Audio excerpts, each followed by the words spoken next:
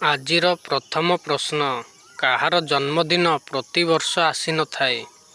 କାହାର ଜନ୍ମଦିନ ପ୍ରତିବର୍ଷ ଆସିନଥାଏ?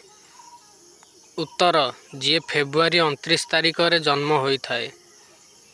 ପ୍ରଶ୍ନ, ଇଂଲିଶରେ ଇ ପରେ କ'ଣ ଆସିଥାଏ? ଇଂଲିଶରେ ଇ ପରେ କ'ଣ ଆସିଥାଏ? ଉତ୍ତର, ଏନ୍ ଆସିଥାଏ। ପ୍ରଶ୍ନ, ତାହା କ'ଣ ଯାହା ଭୋକ ହେଲେ ଖାଇପାରିବା ଓ ଶୋଷ ହେଲେ ପିଇପାରିବା? ତାହା କ'ଣ ଯାହା ଭୋକ ହେଲେ ଖାଇପାରିବା ଓ ଶୋଷ ହେଲେ ପିଇପାରିବା?